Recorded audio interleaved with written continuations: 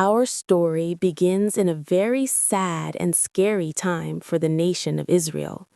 The people had forgotten their promises to God. Because of this, a powerful and cruel enemy army called the Midianites was allowed to cause great trouble. Every year when the Israelites planted their crops, the Midianites would swarm across the land like a great cloud of hungry grasshoppers. They would steal all the food, the sheep, and the cows. They left nothing behind, making the Israelites so poor and frightened that many hid in caves in the mountains. It was in this time of fear that we meet a young man named Gideon. He was not hiding in a cave, but he was hiding just the same. He was down in a wine press, which is a pit usually used for squashing grapes, trying to secretly thresh his little bit of wheat so the Midianites would not find him and steal it. Gideon felt small and weak, just like his tribe, which was not very strong, and his family, which was not important. He was the least likely person anyone would call a hero. One day, while he was working in that hidden pit, an angel of the Lord appeared to him. The angel sat under a nearby tree and said, "The Lord is with you, mighty warrior." Gideon was confused and afraid. He looked around at his hiding place and at his small pile of grain. He answered the angel with a question full of doubt. He said, "If the Lord is with us, why has all this bad stuff happened to us? My family is the poorest in our tribe, and I am the youngest son." But the Lord spoke directly to Gideon then, looking past all his fear and saying, "Go in the strength you have. I am sending you to save Israel from the Midianites." Gideon could hardly believe his ears. He was filled with insecurity, thinking this was a terrible mistake. He asked for a sign to prove it was really God speaking. He prepared a young goat and some bread as an offering. The angel told him to place it on a rock. Then the angel touched the meat and bread with his staff, and fire sprang up from the rock and burned it all up. The angel vanished. Gideon was terrified, realizing he had truly seen God. But God told him, "Peace, do not be afraid." So Gideon built an altar there and called it, "The Lord is Peace." But his journey of courage was only just beginning, and his doubts were not yet finished. Even after seeing the amazing fiery sign, Gideon's heart was still tangled up with worry and insecurity. God had given him a huge job to do, but Gideon felt so small. How could he, a farmer who was afraid of bullies, lead an entire nation to war? God told him his first task was to tear down his own father's altar to a false god named Baal.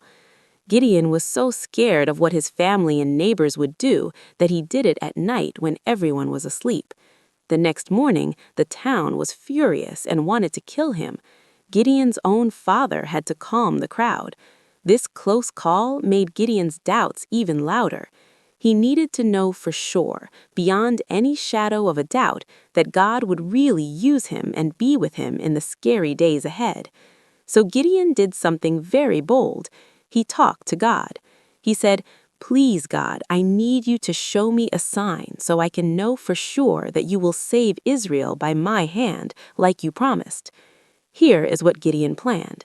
He took a sheepskin, which is called a fleece, and laid it out on the threshing floor overnight. He said to God, "In the morning, if you are really going to do this, let the fleece be soaking wet with dew, but let the ground all around it be completely dry." Gideon went to sleep, his mind full of questions. When he woke early the next morning, he hurried to check the fleece. He picked it up and squeezed it. To his astonishment, a whole bowl full of water poured out of it. The fleece was drenched, but when he felt the ground all around the fleece, it was powdery dry. This was impossible under normal circumstances. Gideon was amazed and grateful. But then his old friend doubt crept back in. He thought, "What if it was just a strange accident? What if I was wrong?" Feeling embarrassed but desperate, he prayed to God again. He said, "Please do not be angry with me, but let me ask for one more test." This time, let the fleece be completely dry, but let the ground all around be wet with dew."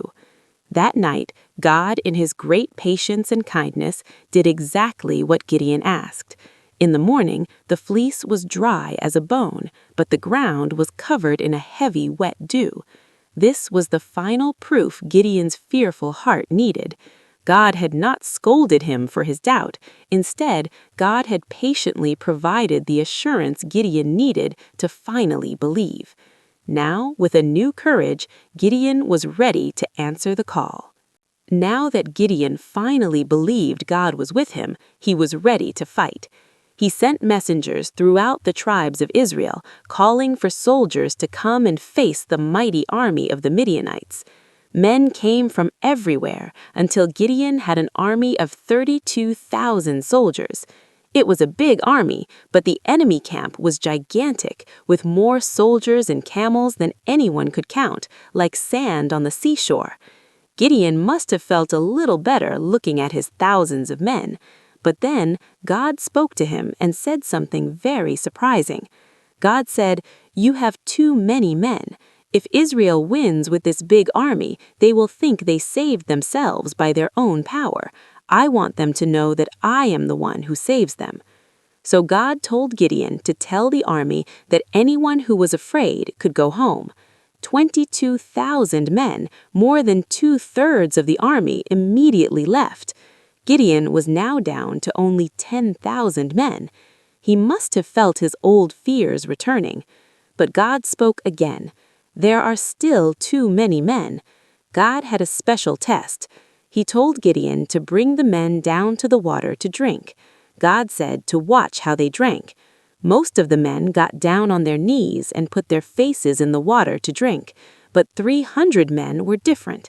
They stayed alert, crouching down but bringing water to their mouth with their hands, always watching for the enemy. God said, "With the 300 who lapped the water, I will save you. Let all the others go home." So Gideon's huge army shrank to a tiny little band of just 300 men. They were now incredibly outnumbered. That night, God spoke to Gideon once more because he knew Gideon's heart was still afraid. God told Gideon to go down to the enemy camp and listen. So Gideon took his servant and crept down to the edge of the camp. There he overheard one enemy soldier telling another about a dream. The soldier said, "I dreamed that a loaf of barley bread came tumbling into our camp. It hit our tent so hard that the tent collapsed and fell flat." His friend gasped and said, "That can only mean one thing. That's the sword of Gideon, the Israelite. God has given the whole camp into his hands."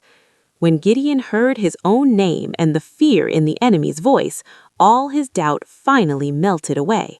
He worshipped God right there in the dark. He returned to his tiny army with a new courage and a plan from God. Gideon returned to his camp of 300 men with a brand new courage. He told them, "Get up, for the Lord has given the enemy camp into our hands." He then shared God's unusual battle plan. He divided the 300 men into 3 groups of 100. He gave each man a trumpet, an empty clay jar, and a torch to put inside the jar. In the middle of the night, they quietly surrounded the vast enemy camp that was sleeping in the valley. They waited for Gideon's signal.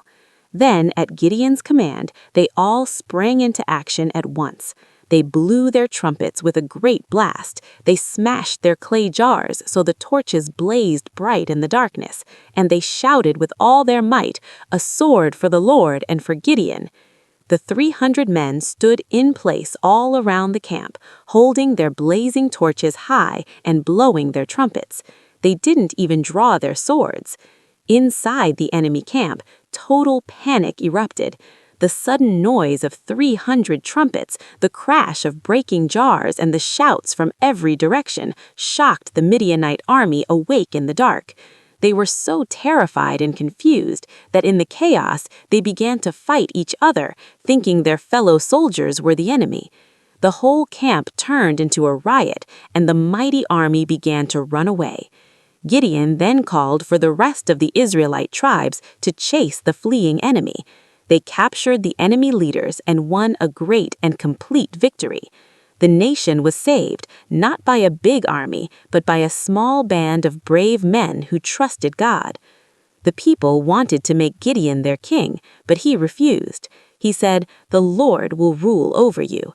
Gideon, the man who once hid in a winepress, who needed the sign of the fleece to believe, became one of Israel's greatest judges because he learned to overcome his doubt and insecurity by trusting in God's patient and powerful promises.